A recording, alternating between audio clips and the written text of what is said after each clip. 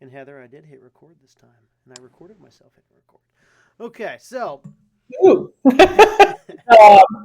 I know, it's a big feat because a few weeks ago I pressed record and we had a really good session, and then I looked over to press stop, and I didn't see a stop button, and I was really confused, and then I was really upset once I realized what happened.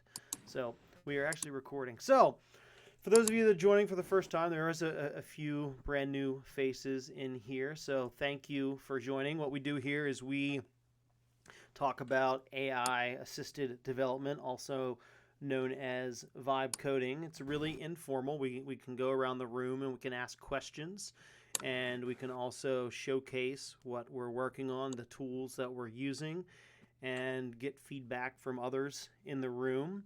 And we can try to, all learn and collaborate together on projects and so forth. So I'm going to get started here and showcase a little bit and talk about what I've been using lately and what Soapbox has been building.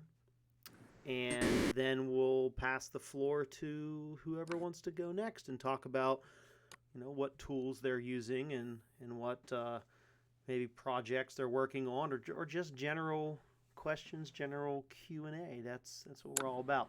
So, um, if you've been in here before or watched the videos before, you've seen me talk about Shakespeare. Shakespeare is the AI assisted vibe coding tool from Soapbox. And the original version used to look something like this. It used to have NSPs over on the side. You had the MK Stack NSP, and you had the free Gemini Flash NSP, and you could switch between them and you could build. You could build projects. I built this one actually in our very first vibe coding session here. I built this project live in front of everybody to demonstrate how that works.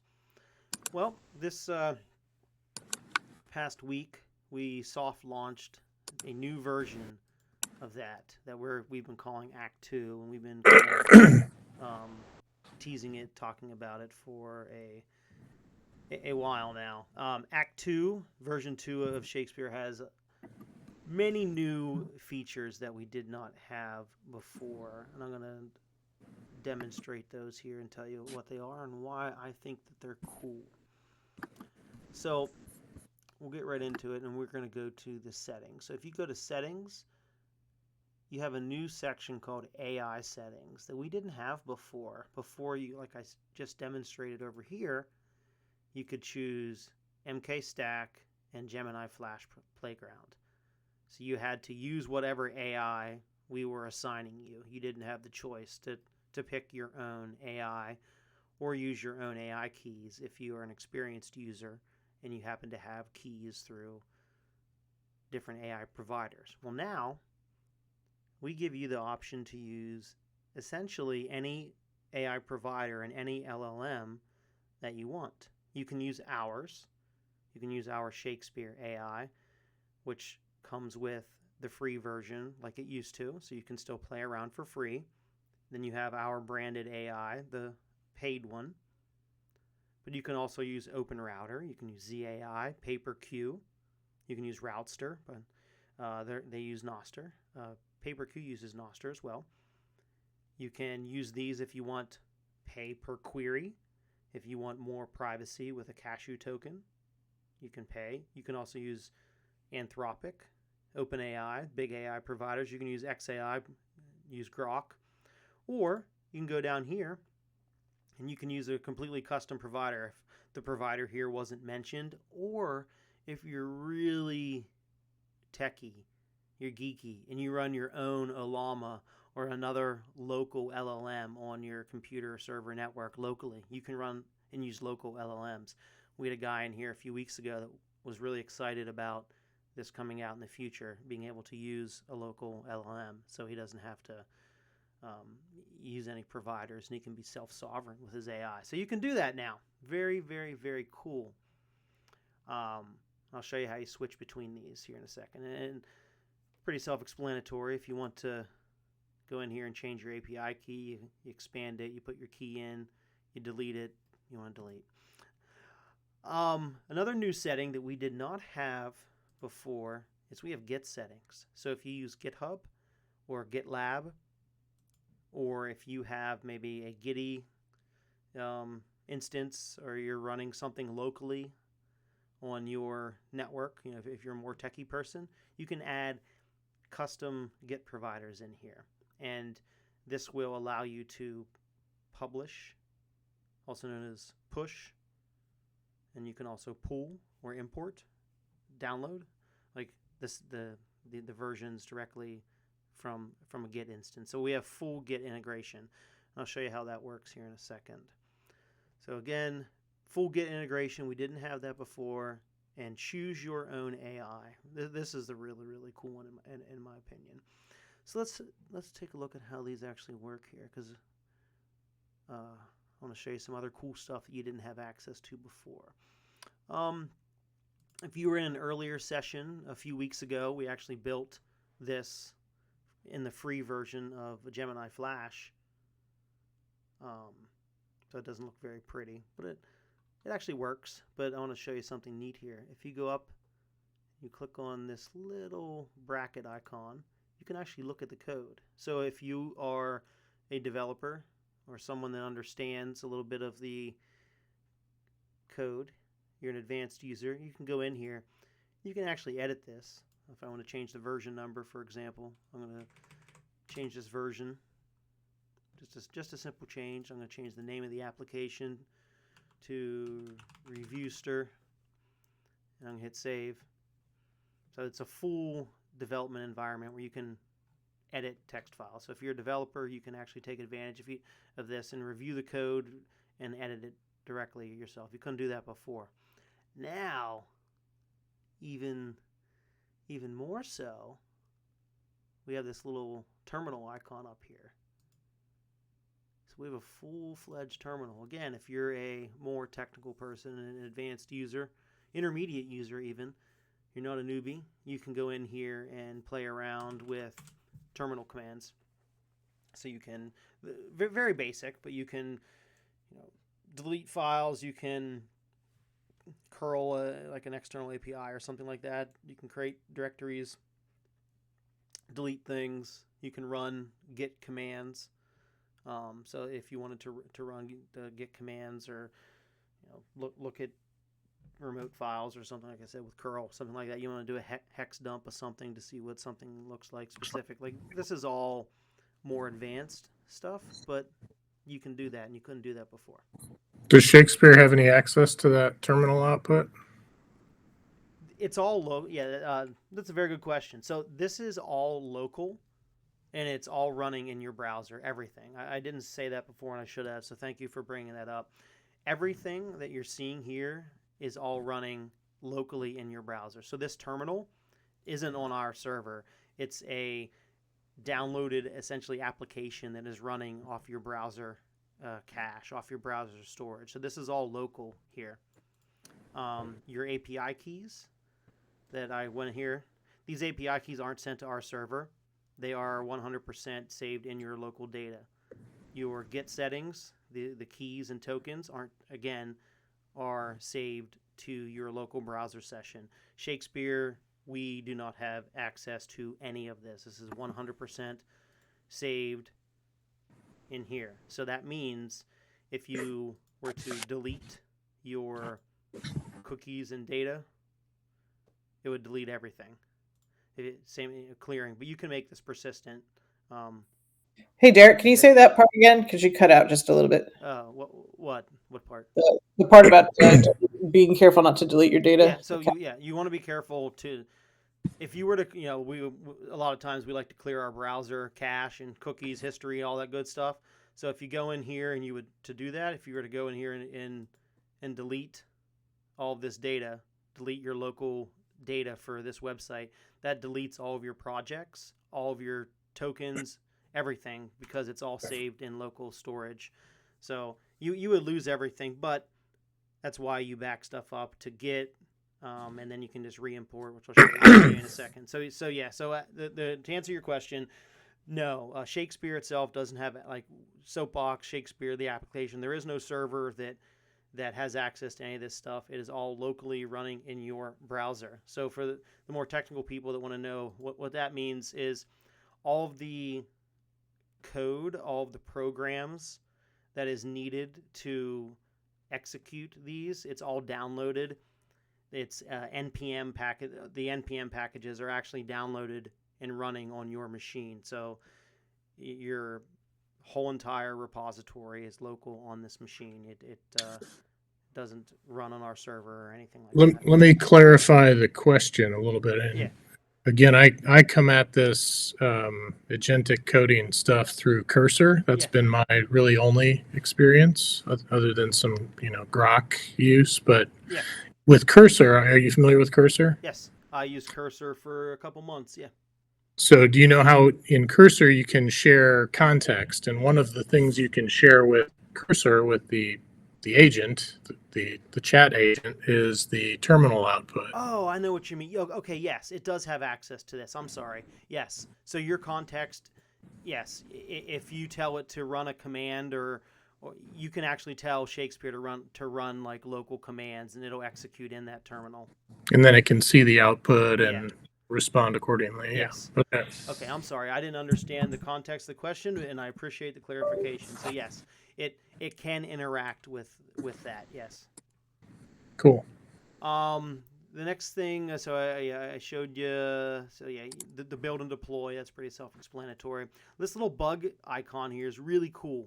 So sometimes we I don't have one that has an error right now, but sometimes we make stuff and it has errors. This will pop up with your bugs, and then there'll be a little button that you can copy the text, but we made it even easier. I don't have a broken application to show you this, but in this area here, there's a little Microsoft Office Clippy style Shakespeare icon that pops up, and he says, "Hey, I see you're having a problem. Would you like me to fix it?" And then you click on it, and he helps you fix it. So I don't have that. Maybe somebody else does, and we can show it in the future. But anyways, so the next feature, importing, and this is what I wanted to show you. So let's say I have an existing project out there. I built this last week. It's called Syncster. All right, so I'm going to go to the code. I'm going to copy this URL. I'm going to go back to Shakespeare. I'm going to say I want to import, and I go here and I can paste it in. Alternatively, if you have a project over on Act 1, you can download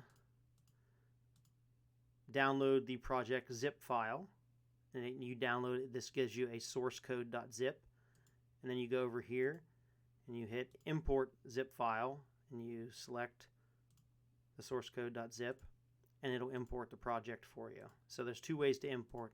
You can use import.zip to import existing Act 1 projects, or you can import an entire Git repository. So I'm going to import this one here just as an example. So it's downloading the code and downloading the npm packages to be able to work on this application, and automatically deploys it. I tried to import, after the session last week, I tried to import one of my repos from GitHub, and it wouldn't do it. And it didn't give me a helpful error message. I'll tell you that there's been a lot of improvements over the past week to being able to import and build projects. Okay, So I'll try that again. Yeah, if you could try it again and see what happens. And if your project doesn't build, I'd be curious if you gave me the URL. Maybe there's something specific with it, a package that isn't supported or something along those lines. But yeah, try it again and let me know. I think it should be fixed now. Okay. And I think that is it. So this automatically built. Now let's just for argument's sake here. Let's see. You can. I didn't make any changes to this, but let's say I did. I could go in here and go to rollback, Oh, it pulled in all of my old changes. Okay, I'm learning stuff. All right, so what did I do here? I went to the rollback option, and it looked at my Git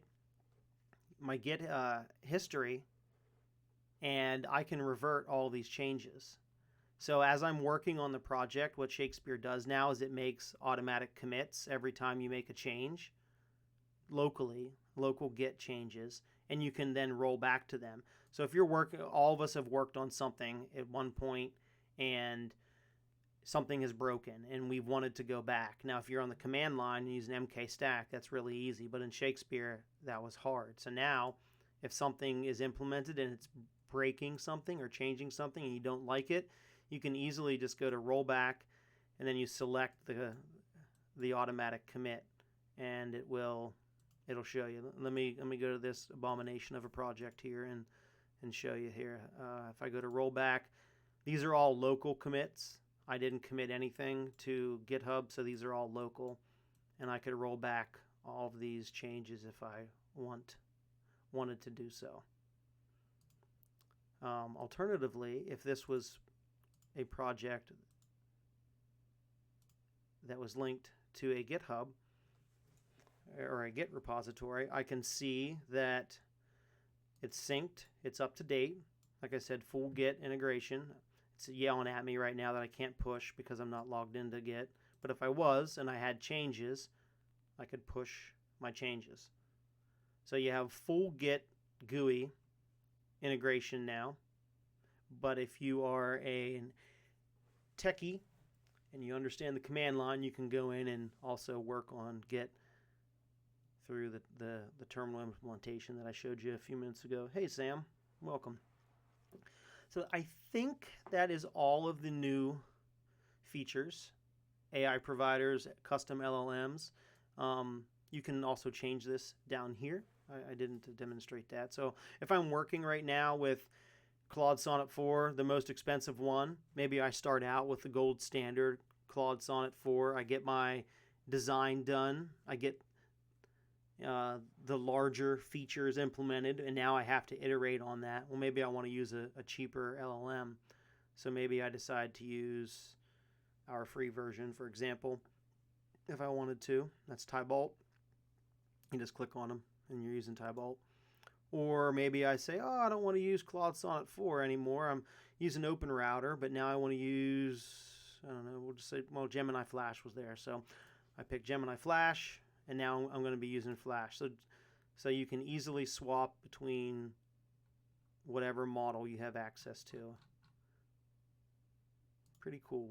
You weren't able to do that before. Like I said, you were stuck with using whatever AI we were forcing upon you. So now you have full control over what provider to use, what AI to use, and it's all running locally in your browser. Fully private. None of your stuff goes to our server. Your API keys, all that stuff is local. So would you say that's an advantage of using Shakespeare over something like Cursor? Yeah, like Cursor's cool. I used Cursor for a while, and then I thought that I outgrew it. I think that giving you more control and having everything be private is definitely an advantage. Yeah, for sure. Yeah, so like it all depends, right? You pick your poison. If you're somebody that wants to be in control and have access to everything, have the most user choices about which AI to use, then Shakespeare is very nice. I will say I canceled my Cursor subscription after the most recent rounds of changes. Whenever they started rate limiting and changing, and your $20 a month didn't go as far, so I stopped using it after that. Yeah. But I would say check it out. Like, check this out and let us know if your import. You said after the most recent rounds of fixes, see if your import that didn't work last week, see if it works this week. Yeah, I will try it again. I don't know if I'll have a chance to do it tonight, but Yeah. And let's see. I don't remember the exact URL, so I'm going to click around here. We do have one other neat feature, and I don't know where they're at. Let's see. Configure looking at these guides here. So we have a button that says, no, they're not on here. We have a guide that shows you how to do this, and I don't remember where it is. So I'm going to cheat, and I'm going to look at, well, I don't have it for mine. No, I don't have it. Where is it? So what I wanted to show you, and I don't remember where it is. I'm not going to waste your time. I'll find it later. But on Git repositories that are linked to that are NGit, that are Nostr repositories, we have a little icon that says "Edit with Shakespeare," and you can click it, and it automatically will clone the application in Shakespeare. So any published application that is out there, it's open source and is published through Nostr relays, it'll automatically clone it for you, and you can begin editing it. It's on the showcase. All right, let me look at the showcase. Oh, perfect. Thank you, Heather. All right. You're welcome. That's why. Yeah. All right. So there you go. All right. So you see this little edit with Shakespeare button. So if my music application, for example, we won't use that. We'll use Heather's because this is more. People don't want to do that. So Heather has this Desert Mountain Brewing Company here. And you say, oh, that's a business website. Okay. I have a business. I need a template. I don't really know how to get started.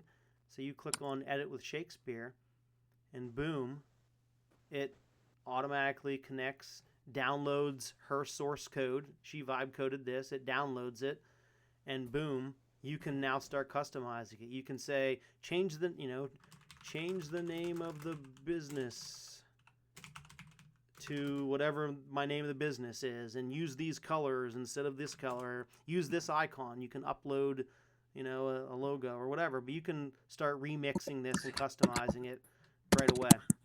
So to get some inspiration, if you would go to soapbox.pub/showcase, and these are all applications here that you can edit with Shakespeare and start remixing.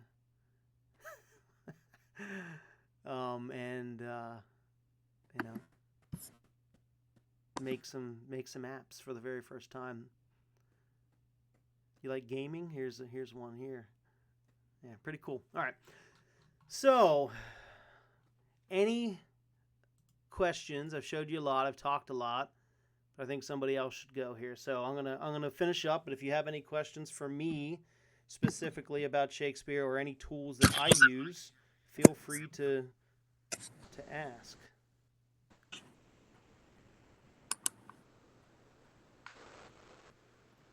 I would like to know what AI I should subscribe to, or should I use Shakespeare by default?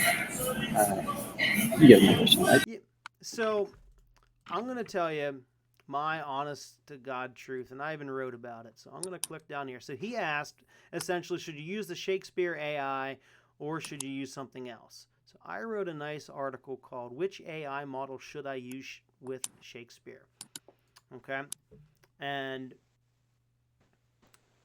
I recommend the gold standard Anthropic Claude Sonnet 4. Now, it has its pluses and its minuses. It's the best out there in terms of code, but it's also one of the most expensive too. So if you want a blend of the two, maybe you use the Shakespeare model because it is cheaper and it's almost as good as Claude Sonnet 4. But that doesn't mean you need to stick with it, all right? So if you read this guide, I'll put the link to it in the chat. All right, so the link is in the chat. So what I recommend, if you go further down here and talk about different options, is switching and different strategies that you can use. So maybe you start with Claude Sonnet 4 to get the core functions and features down, and then you switch to a cheaper version. Maybe you use ZAI GLM, or maybe you use the Shakespeare model. It really depends on the type of website that you're building. So I'd say check this out, and if money is no object, use Claude Sonnet 4. If you want to save and you're on a budget, I still recommend using Claude for hard bugs and for initial design and initial feature building. And then after that, switch to the Shakespeare AI model or something else that's cheaper. I think blending is the way to go, using two different models. Alternatively, you could always use the Shakespeare model or ZAI. They're cheap. And then whenever things are broken and you can't get them fixed or they're not turning out how you expect, then you upgrade to Claude Sonnet 4. You bang out the feature, you fix the bug, and then you go back to the cheaper AI. Does that answer your question? Good. Thank you. I'll try out Claude. Yeah, you're welcome. You're welcome. I said the gold standard, like I said, is Claude, but it does get expensive. So it is good to try different applications. To try different AIs and see which work best for you. Any other questions? Does Shakespeare have any sort of Noster focus in terms of the LLM and the the stuff it has access to? So the AI that Shakespeare uses is based off of ZAI's GLM 4.5 and ZAI's GLM Air. Depending if you're using the free version is the Air. All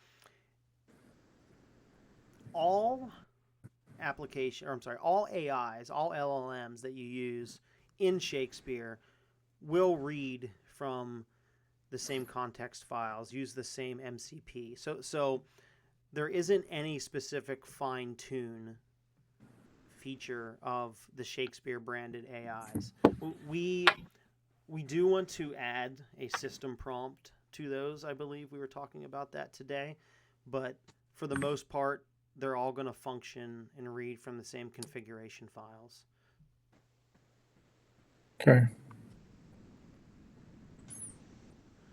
What can we expect a rough ballpark figure for cost of a basic site? This is a great question, and I'd say you can, if you're using top tier Claude Sonnet 4, you can build a basic site for $10, an absolute basic site.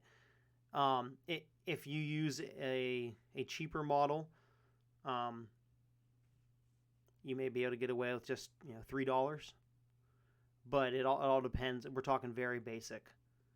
So I'll tell you what I would recommend is if you're somebody that is new to building with AI, I would recommend that when you start a new project, you click this button here and you go to Tybalt. Tybalt is our free version. It will not make the best looking websites, but it's a free playground for you to get started. And then when you're ready to upgrade, you can go to our paid version or one of the many other providers out there. But I think that a basic site, $10, basic. If you want to start adding more features, maybe $20. You can build a site that costs you $200 if you want, But I would recommend playing around with the free AI that we offer to kind of get a feel for how Shakespeare works and learn how to talk to AI and learn how to prompt AI. One more thing, since we're talking about how to talk to AI. There's another resource that I think everybody that's new to this space should look at: how to prompt better projects. So this guide, I'll put it in the chat again. This guide goes through talking about how to prompt and example prompts and what you want your prompts to accomplish. Essentially teaching you how to prompt, because a lot of times if you've never done it before, you don't know. So there's a lot of documentation in our Shakespeare resources. I recommend reading through them and going from there. And as always, if you have any questions, you can send me a DM. You can bring the questions to this vibe coding session. You can ask on Noster. Okay. Anything else? Oh yeah, we got a bunch of questions. Good questions. Where did we miss? Okay, we got. Let's see. We did Could it make a subscription site? What type? So yeah, you could. So I mean, essentially, you We can got build. You Patreon. can build anything. It's just a matter of some things are more complicated than others, and it depends on how you want to handle the subscription. Are we talking? Are we using Bitcoin and Lightning payments? Are we using Stripe? Fiat stuff. Like you can do all of this. So yeah, I mean, you can. You could definitely do that.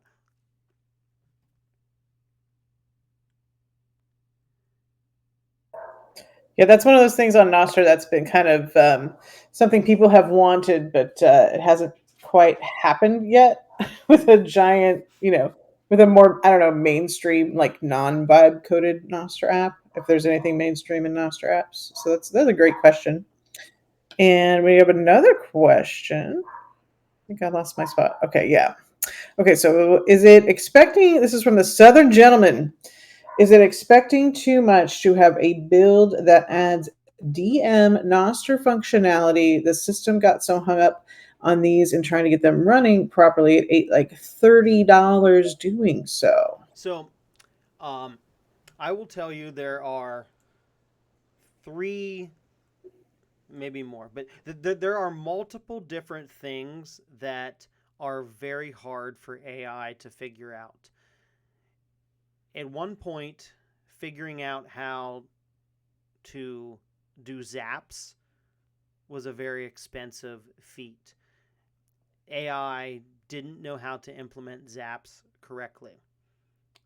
Nostr Wallet Connect was another one that AI didn't know how to implement correctly. And I probably, every single project I built, I was spending, like you said, $10, $20, $30 or more just trying to get one simple feature because AI didn't understand. And every single time AI implemented it differently. So my point here is that AI is only as good as we make it. So what did we do? We actually implemented specific features for Zaps and Nostr Wallet Connect. So we added the code hints and the templates for that. And now Zaps and Nostr Wallet Connect work on every single Shakespeare application. I will say that the underlying technology, MK Stack, is what we're using. That's the name of our template. Does have the capability to build NIP 17, NIP 46, and NIP 44 and NIP 59 DMs, the new NIP 17 DMs. It can absolutely do it. I have experienced what you're saying, where I've tried numerous numerous times to get DMs to work. The problem is it doesn't know how to do the encryption and the gift wrap, and it keeps fighting and it can't figure it out. So how I've gotten around that, it would be hard to do in Shakespeare. I've done it on command line, essentially using this template. What I literally do is I say, we have DMs working in this other application. Use that other application's code. Is Sam still in here? So Sam built an application for Soapbox recently, and he got DMs working in that application. I think he actually big brain dev coded it. He didn't vibe code it. And when he got it working, I literally took that code and I have added DMs to 3 other applications by saying use this code. So my point of this long ramble is you can absolutely get DMs to work. It's going to be expensive, but what I believe we need to do as a company for this product is we need to take the working DM template and we need to import it to MK Stack so everybody can have working DMs without spending $30 to $50 just to get DMs to work. You can do NIP04 DMs in one shot. NIP04 DMs will work every single time in one shot and cost you 10 cents to do. But we don't want that. We want more secure, more private DMs. So the NIP 17 DMs are hard. So I will add that as an issue that we need to do, and we already have the code. I mean, I have it in 3 different apps. Sam wrote the code that I'm literally using. We just need to take that, and I'll maybe get Sam to do it because he knows what the hell he's doing. Get him to take that code and import it over to MK Stack, and then immediately every single Shakespeare application will know how to easily do and implement DMs. So Maybe, long-winded answer. I apologize, but we're going to work on it. yeah. If I could just jump in, there are some things which, whether it's Shakespeare or any AI, they find a bit complicated. I find there are usually things where there are multiple steps to it. So Shakespeare and the AIs, they can understand roughly how to do DMs, but there are multiple steps, and they do one, and then they kind of get lost in the layering. So what I do, there's 2 things you can do here to help you. First, when you realize that the AI is just going around in circles, getting stuck, failing to do the same thing multiple times, I realize that. And then I say, okay, it's too much to ask that it does it in one step. So I'll ask it, hey, this is what I'm planning to do. Could you tell me what are the steps? And then it will give you like 3 or 5 kind of steps to implement that. And then I'll just note them down separately. And then I'll go back and I'll say, okay, I want you to do just this first step, and then have it confirmed to you that it's done it. And then once it's done that, then you do the second one and so forth until you've done them all. And that gets way better results. It might seem at first that this is going to take way longer, but actually, compared to just treading circles, it's better. Another option is if I've already made a significant part of my app vibe coding, and then I'm going to add a new feature like DMs, which is going to be complicated. Instead of risking butchering the existing app, I'll just make a whole new app just to try out this new feature. So then, in your case, I would make a new app just to get DMs working. And in that app, I'm saying, just make me the DM client. And then oftentimes, you can make something in isolation, or the AI can make it for you in isolation that it was struggling to do in your project. And then once it's got it working in that little disposable environment, then I'll just ask it, can you give me one big description of how to implement everything we've done? And then I copy that back to the original project, knowing that now that I've figured it out, now that I've got it working, I know what to give it so that it can just do it in one shot instead of going around in circles. So there are the 2 ways forward for now that might help you. Yeah, thank you, Sam. Appreciate it. Yeah, I think that's a good workaround for people until we get this. But I think that once we get past like the Shakespeare launch, like it shouldn't be that big of a hurdle to add the working DM code to MK Stack, so everybody can one shot this in the future. Sweet. Yeah, that'll be my goal to get that implemented in the next week or so. Yeah, we'll get it out there. We have more questions. The chat is hopping. This one's actually more of a comment. Caliban says, "This is so cool. I like how this makes it more accessible to build a platform on Nostr without having as sharp of a learning curve to understand."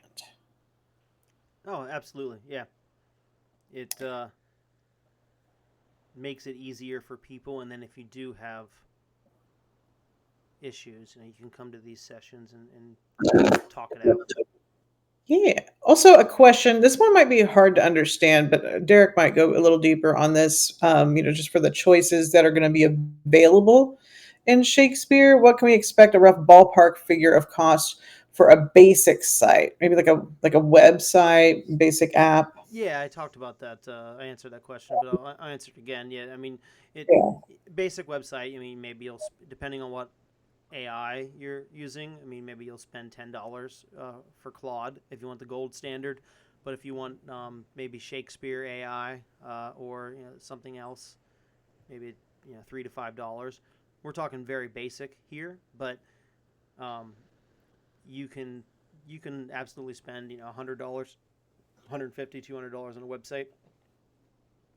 It all depends on what you want, but a basic website maybe 10, maybe up to 25, depending on what you want to have done. Depends on how deep you want to go. And also, I will add that we've got on that resources page that I put in the chat, we have got a debugging guide and a prompting guide that might make you more efficient, so you don't spend too much money. Because where I've run into money problems spending too much on making sites, it's because I got into the doom loop and didn't know how to debug it. And so, like, our debugging guide is a must read if you are new to vibe coding. I still refer to it all the time. Like, what is my problem here? So that's a good thing. I feel like I missed a question. Yeah, my debugging guide, said you can find it. Will give you a little bit of context and help you out. One thing that we didn't actually have whenever oh, there we go. I guess we did. Oh, wait a second. This isn't my screenshot. This is MK's screenshot. So whenever we had, just like 2 weeks ago, whenever this article was written or something like that, we didn't even have the ability to have this little bug icon in here. So this is a new feature, but this little bug icon here will help you debug all of your things. See, look at this. There you go. There's some bugs. Oh no, this is all console stuff. Yeah. Oh yeah. But, yeah. Check out the guides. The guides were written to try to help. Oh, here we go. Perfect. There you go. Talk about that. Talk about that. That's cool. This is what I wanted to show you earlier, but I didn't have any bugs. So now, whenever there is a bug, the Quilly or William Clipspear, we don't know what his name is, he will pop up and say, "Pardon the interruption." And whoops, your audio is squelching there. Yeah, he'll pop up and he'll tell you, hey, you need to look at something and what it is. And a lot of time, if you click on him, he will start working on the problem, like if it's a console error or something like that. But he's there to help you debug and fix the issue. Yeah. The real takeaway here is we don't know what to call him. Like Quilly or William Clipspear. Like, I don't know. He needs a name. He does need a name. We've been interchangeably calling him different names of the team, and I don't know. He's got many talents and personalities, perhaps. He does have many talents. Oh, one thing I didn't show, and I just thought about this. So, let's go back to Heather's Brewcraft here. So let's say I customize this into my own Derek Company website. Well, I don't want it to say that, so I can go in here to the project details, and you can change the name, Derek Company website, and you hit save, and boom, it's now saved as Derek Company website. And whenever you go to deploy it, I can change the URL. So you get complete custom URLs now, which you didn't have it with the old version. So I can change this to whatever I want to, dereksite.shakespeare.wtf, or whatever it needs to be. But you have full control on your deploy URL. So if you wanted to make this pretty to actually use, you now can. That is very cool. Okay, and then also, same as before, you can start a new chat. What we can do is we can spy on Heather here and look at all of her prompts. Woo! He's got the supreme act. We can go back here and look and see what the AI did for all of her. Yeah. It's the beauty of open source. The beauty of That's open source. The part. Because you can just rip whatever the person before you did. And this is, like, I will say too, like, if you're not familiar with doing this at all, because I know we have people of all levels on this call, and we have people who are devs, and we have people who are just coming to Nostr for the first time. So my prompts, I usually I'm super simple, and for that Brewcraft site in particular, like that's a fake business. That's not a real coffee shop. But I asked it to build a coffee shop website and got really specific with the prompt because I didn't want it to look vibe coded. So I asked it to make a very elegant website for a coffee roasting company that serves local businesses. So I wanted it to have kind of a corporate feel. And I used words like elegant and I like specifically asked for like cursive font, and I didn't name a specific font. I just use general terms. And I've done that though, where I have asked for specific fonts and it can do that. I've asked for specific colors and given hex codes and it has done that.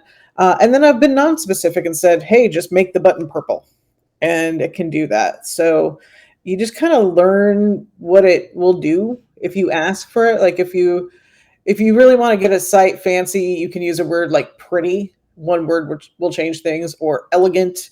And then the other day, I made something and I asked for it to look like the Matrix, like an old like I don't know if I said I think I said Matrix, but I was trying to get it to look like an old DOS terminal or something, and kind of like how BitChat looks. So it was like a one line prompt and it made it for me. So you don't have to prompt it too hard. Just kind of do what's in your head, and go from there. Back to Derek. We're gonna test this application here. Oh, Jeroen! Oh, I love you too, buddy. Perfect match. I love you too, buddy. Okay. Any other questions, and then we're gonna move on to anybody else. Okay, I've been talking for a while, so I'm happy to pass the torch and the microphone to anybody else. So who would like to present or ask questions or showcase something that they've been working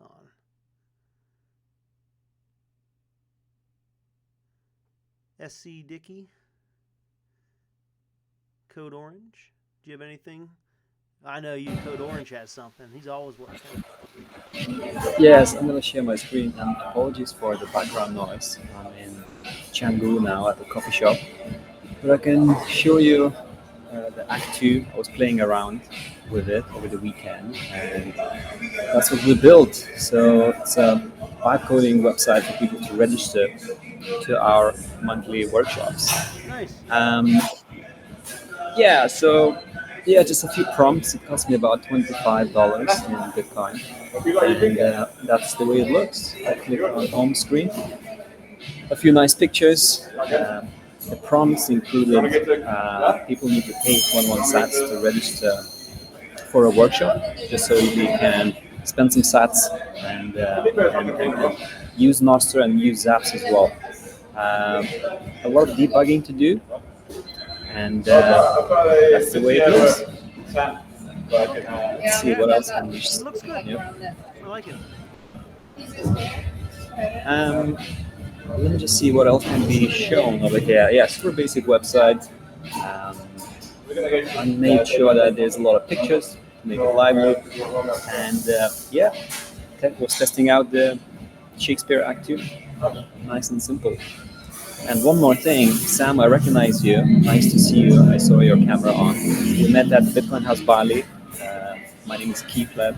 We met a few times. Anyway, it's good to see you, Sam. I recognize a familiar face. Yeah. I think I saw you also at a Bitcoin conference in Chiang Mai in spring. Or am I mistaken? Yeah, I was there. Yeah. I'll come back 1st of November. We'll do a workshop over there.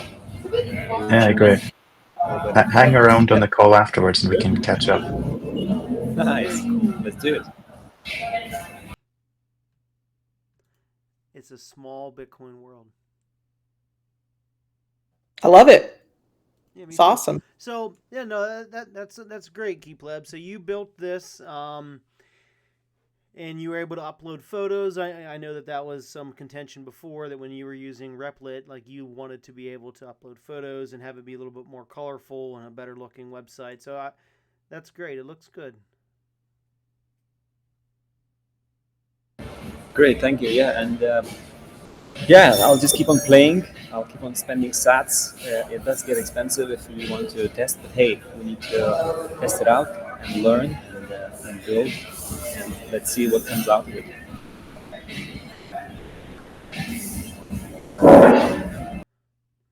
Well, we appreciate your testing. Okay.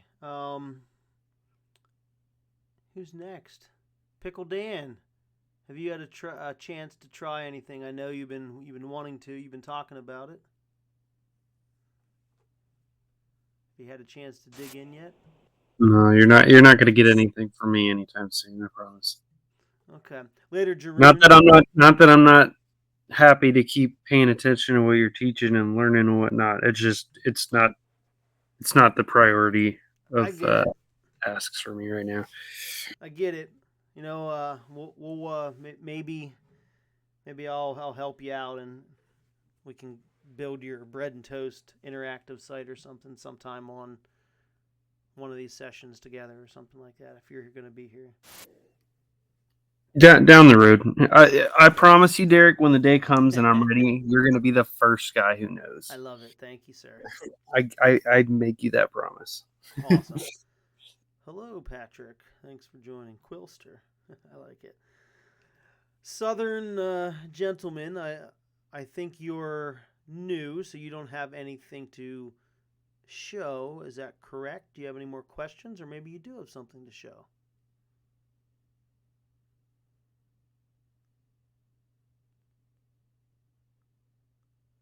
Okay. Arch Journey, welcome to the session. You don't have anything to show yet either. That is perfect. That's fine. I'm happy that you're here learning. Ask any questions if you have. We love the participation. Appreciate it. BitCarrot, how are you, madam? Do you have anything that you would like to share?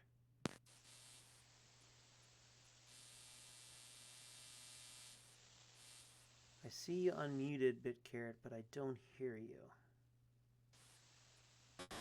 I think she's multitasking right now. I think she's just listening. Oh, she has mic problems. Okay. No. Okay, well, we can come back to you. I can pick on Patrick for a second. He just joined, and we're going around the room. Patrick, sir, how are you? Do you have anything that you would like to showcase or talk about this week? While BitCarrot works on her microphone. I don't at the moment. I'm still spinning wheels. Been working on the cow.com integration, but Okay, I've had very much cool. luck. I'm excited to see the cow.com integration where you can use your Noster calendar. That's super cool. Yeah, I'm excited for it too. I hope I do see it. We'll see. It's countless problems. Well, Does this work? Yeah, it works. Cool. All right. I have had microphone problems all day, and I think it has to do with Riverside. So I was on a podcast earlier today, and I don't know if it messed up everything, but I've had so many microphone problems. So I apologize. Can you guys hear me? We can hear you this time, and we're glad to have you. So, what have you been working on? How you been? What's new exciting in the BK verse? Lots and lots of micro projects. Ooh, I know. I saw you talking about it on the Noster earlier last week or late last week. Yeah. Like I posted 4 of them. They're in the feed, and they're mostly like just little experiments. Some of them, they're just useful, bits of code that you can use.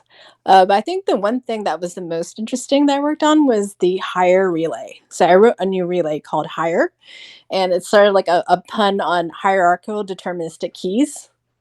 And so like this particular relay, it's based on the Cattro relay network or library that Fiat Jeff had built. Yeah. It's really cool because like if you want to build a custom relay, I love his library. I'm writing like my 4th relay. It just like starting going crazy about all the different like relay configurations that can do. And Al Jazz had like mentioned, he's like, I would love it if somebody actually created a relay where there's like a master key and then you can derive all these keys from the master key, and only those keys have like read access or write access to the relay. So that's basically what I did. I put it out there, and people might be asking like, why would you do something like that? Well, what do you think? Awesome. Fiat Jeff's Catru relay. I know that UTXO built many relays off of it.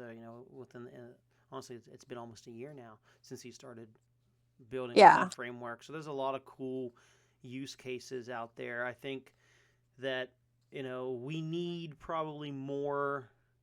It's too bad Jeroen left because this has been a conversation for him based on our meeting we had earlier today. But there's kind of a push right now for kid-friendly Noster, and one of the pieces of that puzzle is highly customized relays. So you might be onto something here, playing around with Katru and content. Yeah, I think with automatically generated keys, you could do a lot of really creative stuff with AI yet. And Al Jazz mentioned it to me. He's like, I've been wanting this since January 24. And I'm like, oh, it can't be that hard to write this. I could write this in like a weekend. So I wrote it in a weekend. And if you're creating an automated system such as like a DVM, a data vendor machine, or a context VM where they're all basically just AIs talking to each other, having that kind of automatic key generation to do access to a relay, and then you can dispose of it on demand without like a human intervention. I think this is like what the higher relay would be perfect for, because you can derive up to like 100 keys from a master key. Or you could do something where like all the other keys are like submitting information, and then like that relay would basically filter the information, or it would apply some rule set, or maybe it would apply some logic to it. And then once it's like gone through that, then it can publish based on the master key. Because I saw Fiat Jeff had a special relay that is the praise relay, right? So like anybody can post something to the relay. Yeah, and then the LM would determine he also if has his whales relay. Yeah. Because one day I just start posting about whales and yeah. So it's like that kind of like automated AI intelligence logic that could drive the relays. And very cool. but are you vibe coding some or AI assisted? Because you're a superstar dev, so what are you using? Windstream? What is it called? Windsurfing. Why can't I ever remember this name? Every week I call it something different. Yeah, windsurfing. Windsurf. All right, so are you using Windsurf with this? Yeah. Excuse me.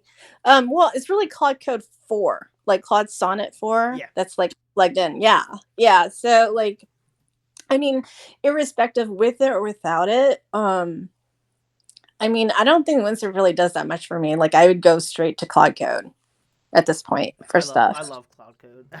Yeah. Yeah. So like Claude Code is really great because like, and then I would cross check it with other LLMs, like it would just depend on one. And then if there's stuff that always seems sus, because sometimes like the LLMs would just like try to be like, oh, I'm your best friend and all that. I'm like, no, you're not. So it's just like, that doesn't look right. I there are times when I'm like, that doesn't look right. And I have to go back and just check, especially for things that are like key derivation. It's just like the for some of you guys who might not know, it's just like Bitcoin keys. You have like a master key, and then you can derive all these other keys so that, if you send to a Bitcoin address, it's going to be different every single time from a wallet. So like, but it goes to the same wallet effectively. So that kind of, logic, I have to verify that's not cheating on me because that would be bad news. Very cool. Very cool. Well, yep. I appreciate you sharing what you're working on and all your micro relay services, and maybe in the near future we'll have a working relay that from you. Oh, we're gonna have some interesting pieces coming out soon. Cool. I think like Al Jazz is really busy, so I was just telling him like I have 5 million ideas. Like I don't know what you're thinking of, and I said, he's like, if you want to do it, do it. I'm like, okay. So we'll see if I have time like the next 2 weeks or so. And I think I want to riff off of Vitor's unfinished idea from like a year ago. Which idea You is that? the Sheetster, you know, Oh, so not yeah. Sheetster. I used Sheetster. Like, it was sheetster.amethyst.social. It was very cool. And then, Vitor went down his refactor rabbit hole and never came back to it. Yeah, I know, right? And he actually had a proposal for the protocol spec. And so, like, I don't want to work on Sheetster, but I want to borrow the actual specification, which I think is so like with Sheetster, like every single person who's allowed to edit the document is democratic. So effectively, anyone else can kick out anyone else, right? Oh, okay. So I don't know if you're aware of I that. don't know. Yeah, That's, I didn't know that. That's interesting. Okay. yeah, it's interesting, but I think there's um there's something missing right now in terms of like collaborative document editing, like short document editing on Noster, which has been bothering me for a very, very long time. Yeah. Like, people create these directories and then they're like centralized, and it's like one person has to curate and manage all of that. That doesn't work in a long time, and the data isn't really sovereign, And so, like, if you actually did something like that on Noster, but the data is curatable by the community, but also like, how do you have like a hierarchy of keys, or do you have like democratic keys like the way Vitor proposed? What are options there? And more or less like a proof of concept of how would you manage it with more than one set of keys, because like we have this problem even with following that space. So you have these follow packs, but there's like only one person managing it. So what happens if that person like disappears or doesn't use Nostr anymore? So then those following packs are not updated. Yeah. Yeah. I was Yeah. thinking of that too. If they become popular and everyone's using them on all the Yeah. clients, and then that person disappears, but somebody would just, somebody could essentially just fork it and recreate a new one and publish it. Yeah. Yeah. Yeah, Yeah. or Google, like a Google Docs thing though is sort of different because like you want to be able to add and remove people from a Google Doc. Yeah. Yep. Agree. Yeah, or have some way of doing it. And then the third thing is the issue that I think Heather brought up a while ago, which like I know you guys at Soapbox like sort of fixed it temporarily with collaborative editing for social media posting, right? So, but there's no like Nostr native way of doing that. And it's like, what if you could have a couple of keys that have access to like a relay, and then like you guys are all allowed to edit the document, and then the actual final publication is published by the master key relay on the relay. That Yeah. kind of, I'm curious you how know, how Primal does it, but that's something that's needed. People need that for collaboration because we don't really have an easy, yeah, good way to Prime do that. not Primal's implementation is incomplete. I went and looked at it. The one where you have like a suggest, Yeah, the proposes. suggest a or yeah. Yeah, it's an incomplete proposal. Okay. It doesn't really work, and so I'm sitting here thinking, because here's the thing. It's like, I mean, we want this for Hive Talk too, because there's more than one of us who are like doing social media posts, right? And so Yeah. like, what if somebody comes to your club, your organization, your company, and they come and go? Then you can't just give them a private key for the social account, right? Like, that's irrevocable. So it's like, how do you create a system where you can have collaborative editing of posts, but also like if you have the option of like, do you need an approval system or not approval system? Because like some people might say like, I need the person who's like the project manager to approve it. Others are like, you don't need it. Like all of us are democratic. We can all edit it, and we can all like have it post to the social account.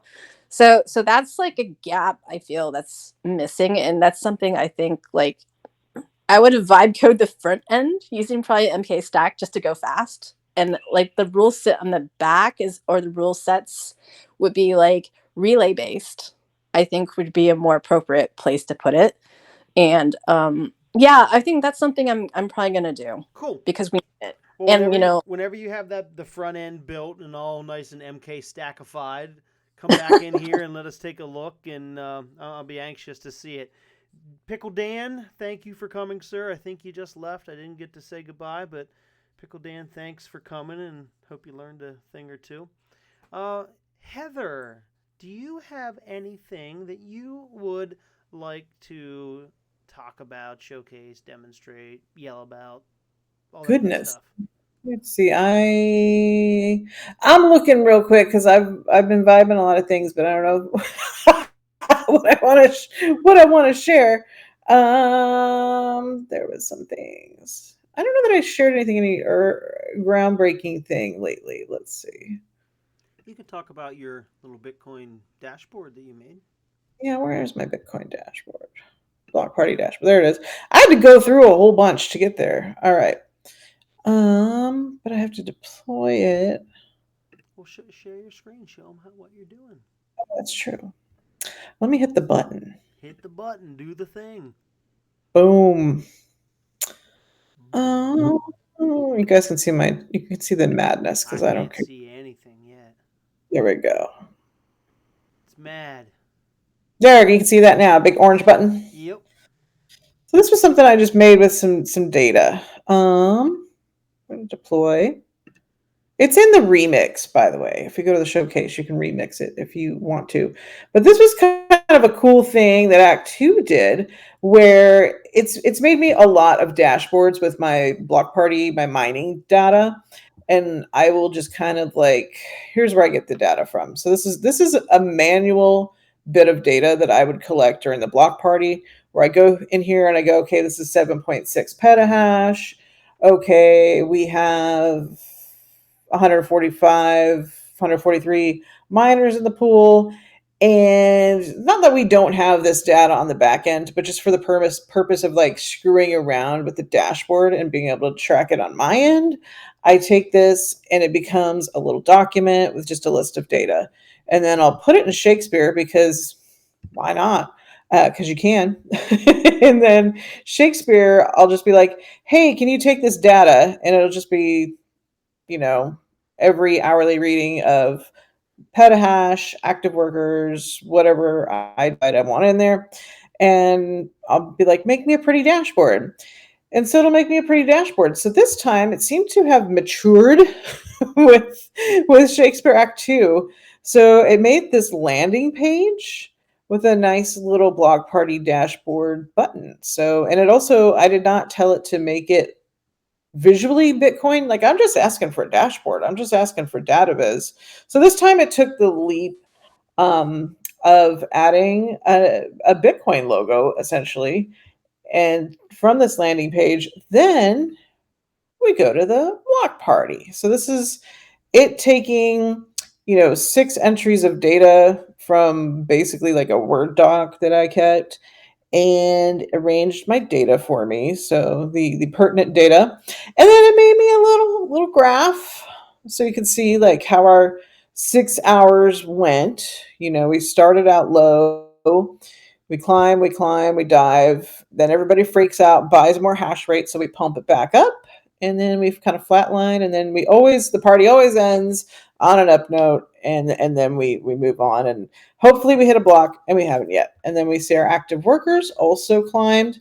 And this was an unusual piece of data because we hit an early start threshold of 42 petahash, and so the normal amount of users and the normal amount of hash rate wasn't there because we started like 5 days early because, we had people buy in a lot of hash rate really quickly, hit the goal early, didn't get the word out fast enough. So it just kind of happened like, hey, we're doing this. So it's fun. It's fun for me to preserve this piece of data in time.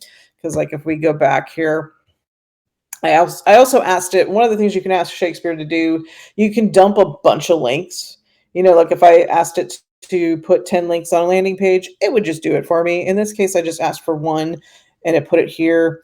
This is something that I did not vibe code. This was vibe coded by one of the co-founders at Wrigley, and he used a tool called greptile. Because one of the things that you'll find if you're trying to import data, mining data, like we need to get into like this is CK pool, he would have to have us give him the API. So if we go back to, let me see if we get the right tab. There we go.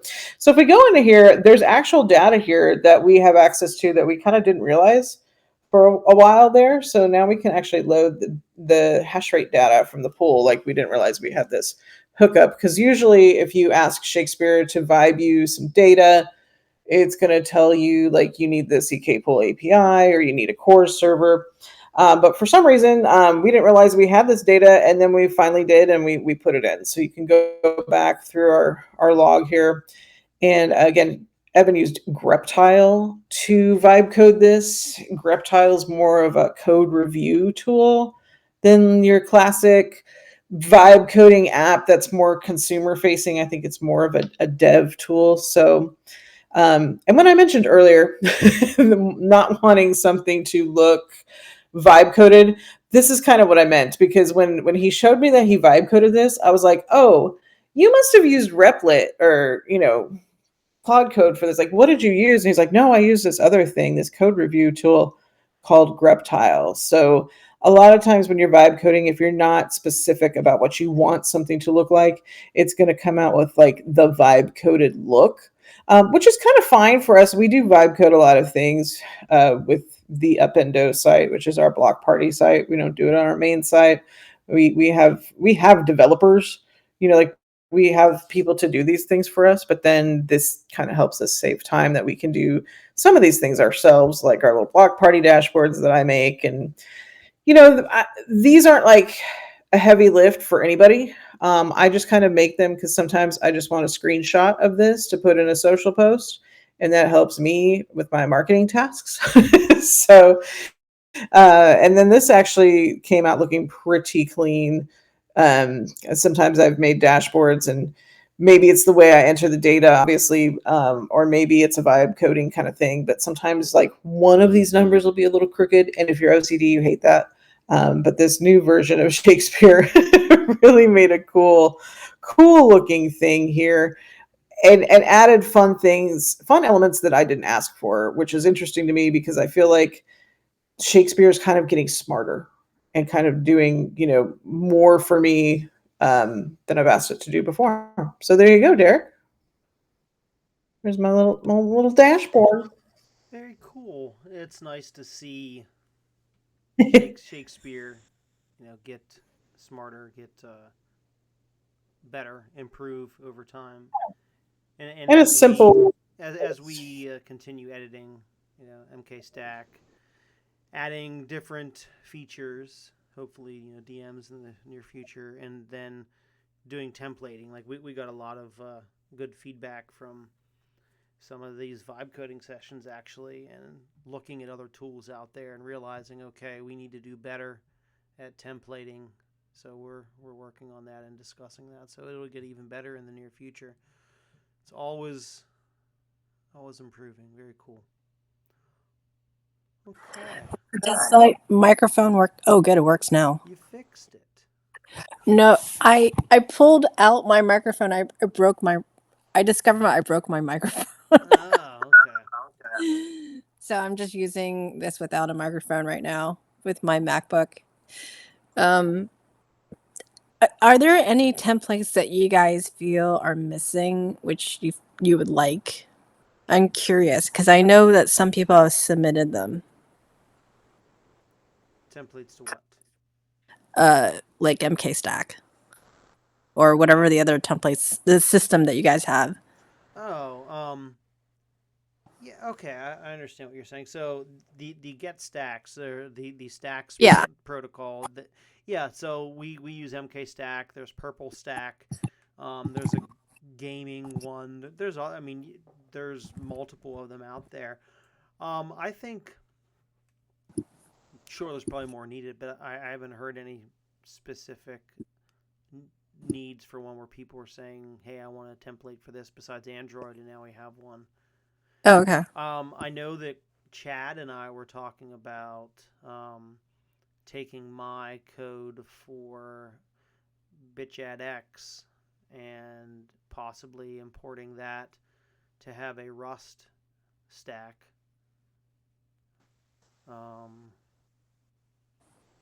I think maybe that's actually a good question. Maybe that's some of the stuff we're missing is we don't really have a whole lot of local stuff for people that want to build local native applications on Windows, Mac OS, Linux?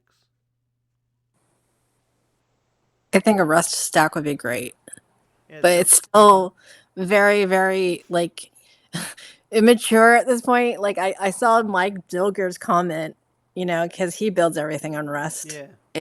He was just like whining about a lot of problems.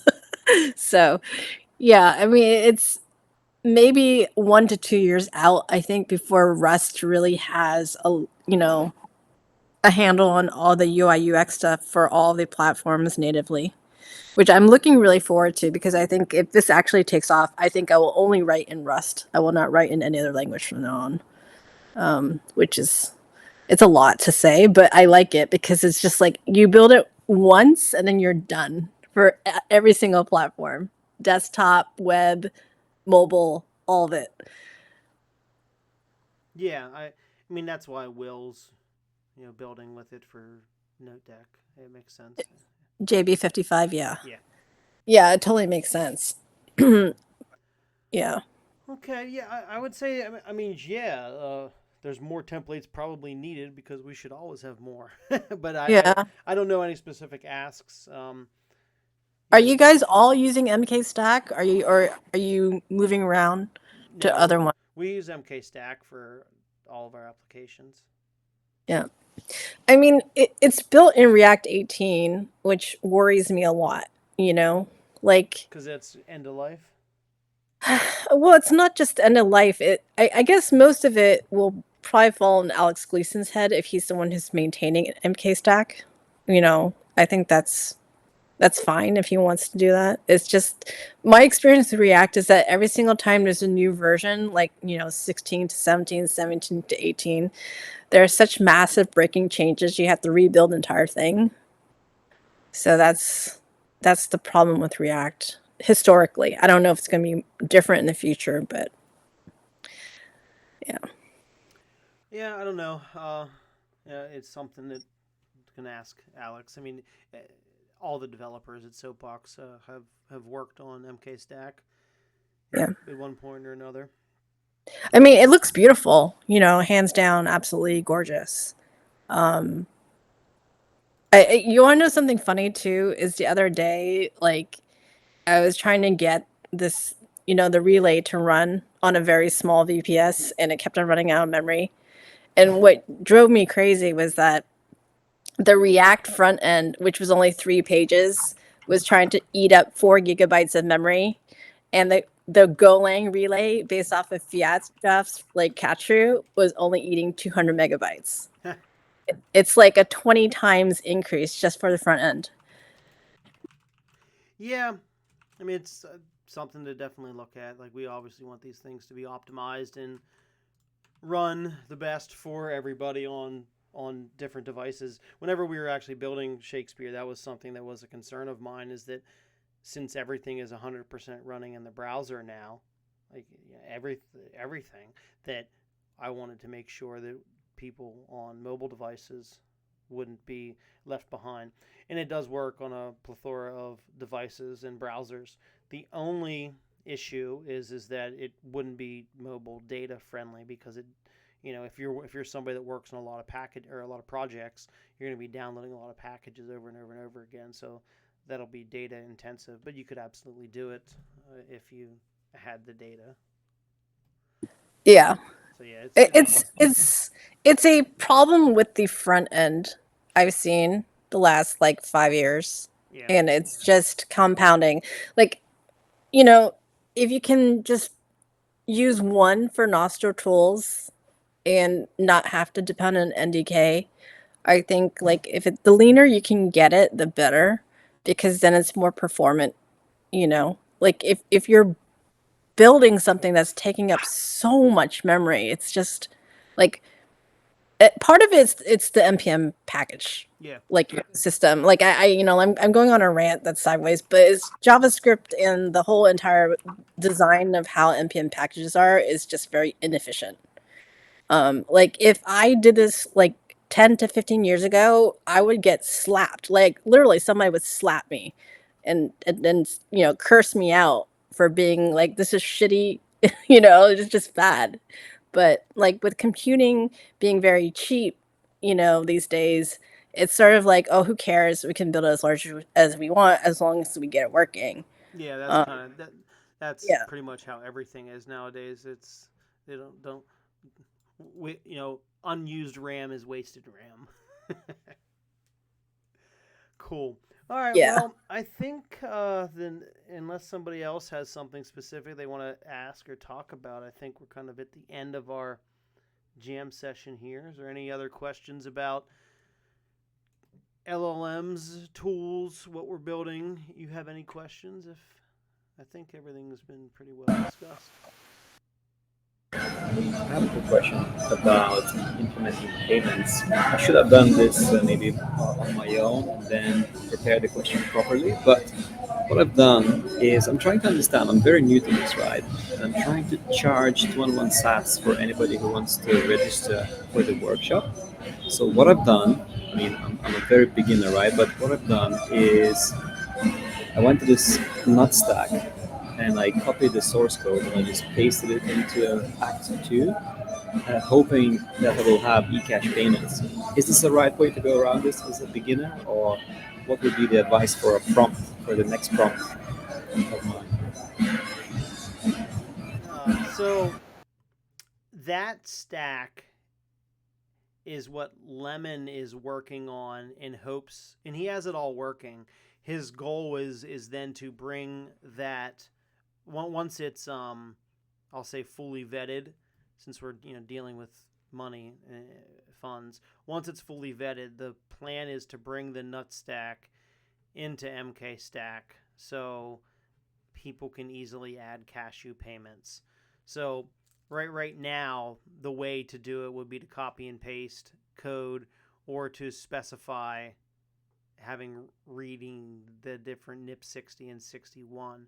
But I'll say it's probably going to be hard to get it to work with cashew just because it was a pain in the ass to get to work with zaps. It can absolutely be done, but it's going to be hard, and you're going to have to do some debugging and some iterating and go back and forth.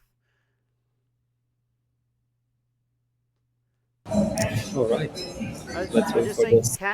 easy cashew isn't there yet. You can easy zaps is there, but if you want an easy cashew, that's going to take a little bit of time still. Okay. All right, thank you. You're welcome. Okay. Well, thank you all for coming.